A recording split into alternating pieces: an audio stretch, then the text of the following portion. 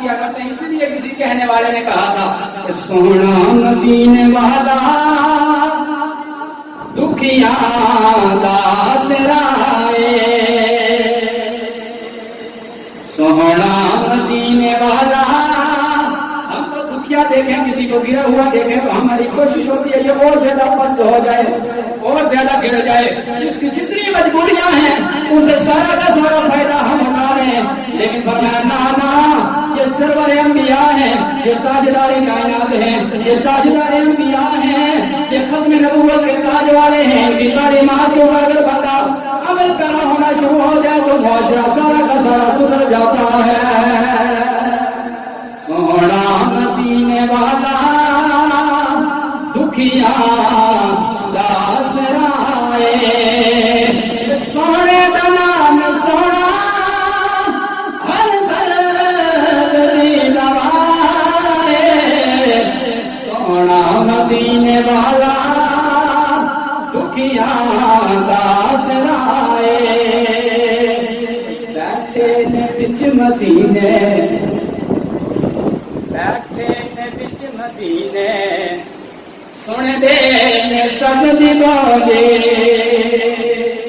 بیٹھے نے بچ مدینے، سن دے نے سب دی بولی. منگے جو آپ کو لو پر دیں دے آپ جولے. در در تیوں نہ جاوے جاوے، در در تیوں نہ جاوے، سونے کا جو گدائے، سونا مدینے والا دکھیا داس رائے. اور دن پر محمد کریم صلی اللہ علیہ وسلم نے اس بیٹی کو اونٹنی کے اوپر سوار کیا. آج صحابہ کرام کی ڈیوٹی لگائی، فرمایا جاؤ یہاں سے یمن کا فاصلہ بڑا ہے، یہاں سے یمن کا رستہ بڑا ہے، پیدل سفر ہے، جاؤ اپنی حفاظت کے اندر، اپنے حصار کے اندر اس کے محافظ بن کے جانا ہے، اسے اپنے مقام اپنے گھر تک بخیر و عافیت چھوڑ کے واپس لوٹنا ہے. صحابہ کرام اس بیٹی کو، اس بہن کو لے کے روانہ ہوئے. 9 سے 10 دن بھی گزرے، راتیں بھی گزری. ذرا سا تصور کریں آج کا یہ گندا معاشرہ ہوتا، آج کے یہ گندے سوچ کے، یہ گندی ذہنیت کے لوگ ہوتے، آج کا یہ ذلت کی پستیوں میں گرا ہوا معاشرہ ہوتا جہاں پہ 3-4 سال کی بچی کے ساتھ ریپ کر کے، اسے قتل کر کے جنگل کے اندر یا نالے کے اندر پھینک دیا جاتا ہے. اگر یہ معاشرہ ہوتا تو کیا ہوتا؟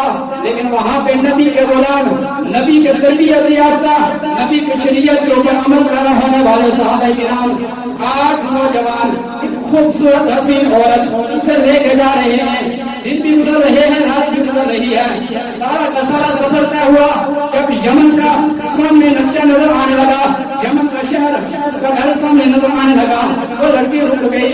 رک کے صحابہ کرام سے مخاطب ہو گئے، گفتگو کرنے لگی، کہنے لگی اے محمد کا کلمہ پڑھنے والوں، او محمد کے غلاموں، او محمد کے ساتھ وفائی کرنے والوں، او محمد کی وفاؤں کے، او محمد کی اداؤں کے عاشقوں، ذرا بتاؤ تو صحیح نا، 8-9 دن میں نے تمہاری حفاظت میں گزارے ہیں، تم میرے ساتھ رہے. میں قضائے حاجت کے لیے جاتی، تم دور نکل جاتے.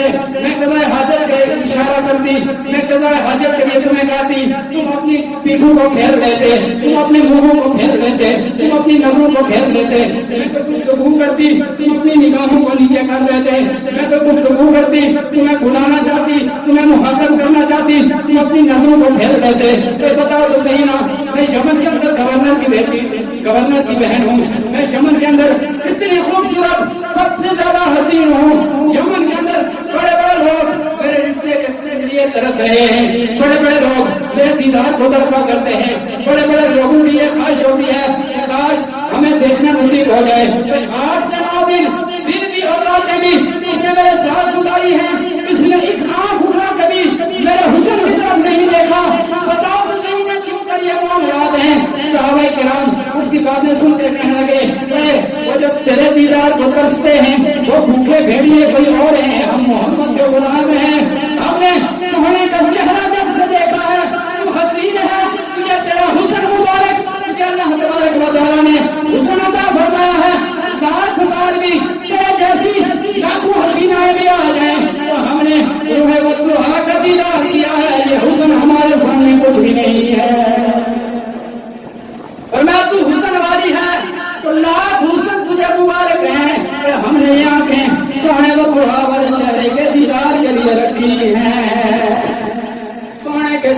کے لیے رکھی ہے. پھر صحابہ کرام فرمانے لگے اگر ہم تیرے حسن کو دیکھتے رہتے تو پلٹ کے ہمیں محبوب کی بارگاہ میں جانا ہے. آج ہم ایک غیر محرم کو دیکھ کے جاتے تو بتانا ہم محبوب کریم علیہ السلام کو کیا جواب دیتے. فرمایا اگر ہم تیری طرف دیکھتے رہتے. ایک اور روایت میں آتا ہے کہ چلتے ہوئے راستے میں چلتے ہوئے کچھ صحابہ آگے ہیں, کچھ بائیں ہیں, کچھ بائیں ہیں, کچھ پیچھے ہیں. جو پیچھے آنے والے صحابہ کرام ہیں جب ہوا چلتی سواری چل رہی ہے, ہوا چلتی تو یہ بال اٹھتے نظر آتے. صحابہ کرام نے فرمایا وہ بہن ذرا دوپٹہ اچھے طریقے سے کرو, تیرے بال اڑ رہے ہیں, ہمیں نظر آ رہے ہیں. اگر ہم تیرے بالوں کو دیکھتے رہے تو بتا مدینے جا کے بعد مصطفیٰ کو کیا منہ دکھائیں گے. بتا مصطفیٰ کو کیا منہ دکھائیں گے. ہماری یہ تربیت تھی, ہمارا یہ سبق تھا. ہمارا یہ سبق نہیں تھا. کسی کہنے والے نے, بڑے نوجوان اب آپ بیٹھے ہو میرے ہم عمر ہو, کہنے والے نے کہا اگر تمہاری وجہ سے تم گلی میں کھڑے ہو, تمہاری وجہ سے کسی کی بہن یا بیٹی اپنا راستہ تبدیل کر دیتی ہے نا, یا تمہارے قریب سے گزرتے ہوئے وہ جھجک محسوس کرتی ہے, شرم محسوس کرتی ہے, یا تمہارے قریب سے گزرتے ہوئے اسے ڈر لگتا ہے, تو پھر سوچ لینا, سمجھ لینا تمہارے اور گلی کے کتے میں کوئی فرق موجود نہیں ہے.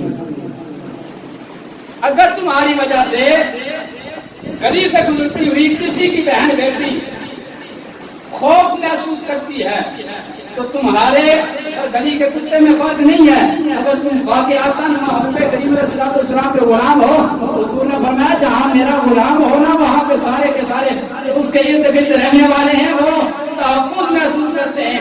انہیں پتا ہوتا ہے وہ غیر مسلم بھی ہونا, مسلمان ان کا ہمسایہ ہو, تو وہ انہیں اس بات کا یقین ہوتا ہے کہ جس سونے کا یہ کرنا پڑنے والا ہے یہ اتنا غیرت مند ہے کہ اس کے ہوتے ہوئے ہماری عزت کے اوپر کوئی ڈاکہ نہیں لگا سکتا. ہماری عزت اور ہماری حرمت کے اوپر کوئی ڈاکہ نہیں ڈال سکتا.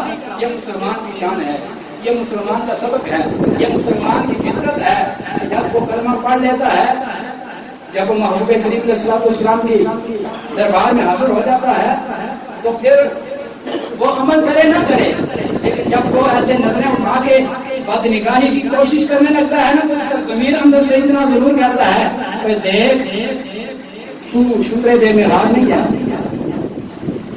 کھلا ہوا درندہ نہیں ہے, تو کسی سونے کے دامن کرم سے وابستہ ہے. اپنی نظروں کو جھکا لے, یہی تیری نگاہوں کا وسیلہ ہے. ضمیر آواز ضرور دیتا ہے, ایک مرتبہ صدا ضرور دیتا ہے کہ تم نے جس کا کرنا پڑا ہے اس سہنے نے غیر محرم کو دیکھنے سے منع کیا ہے. اب ضمیر کی آواز کو لبیک کہہ کے جو اپنی نگاہوں کو جھکا لیتا ہے اس کے بارے میں یائے ہو جاتے ہیں.